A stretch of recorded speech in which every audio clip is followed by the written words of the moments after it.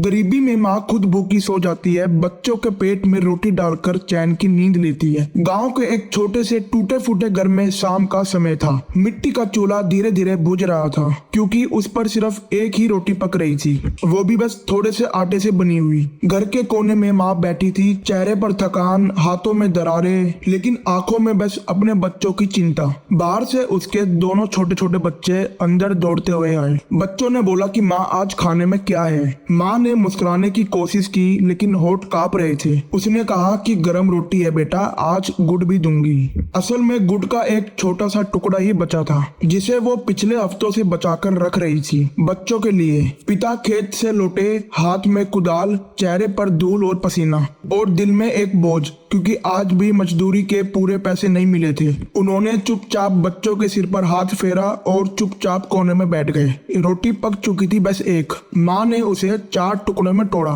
3 टुकड़े बच्चों और पिता की थाली में रख दिए, और चौथा टुकड़ा उसने चुपचाप अपनी थाली से निकालकर बच्चों की थाली में डाल दिए। बच्चों ने बोला कि माँ आप क्यों नहीं खा रही? माँ ने हंसते हुए कहा, अरे मैंने पहले ही खा लिया था। लेकिन सच ये था कि उसने सुबह से कुछ नहीं खाया था। बच्चे हंसते खिलखिलाते खाते रहे, और माँ उन्हें देखती रही, माना उनके चेहरे की मुस्कान ही उसका पेट भर रहा हो। रात को जब सब सो गए, माँ ने रसोई के कोने में खाली आटे का डब्बा देखा, और बस एक पल के लिए उसकी आंखों से आंसू बह निकले। उसने आसमान की तरफ देखा और धीरे से फुसफुसाई, हे भगवान, कल फिर इनके लिए कुछ इंतजाम कर देना। गरीबी में भी माँ के पास सब कुछ था, अपने बच्चों का प्यार, उनकी हंसी और वो ताकत जो उसे भूखा रहकर भी अपने परिवार को खिलाने की हिम्मत देती थी।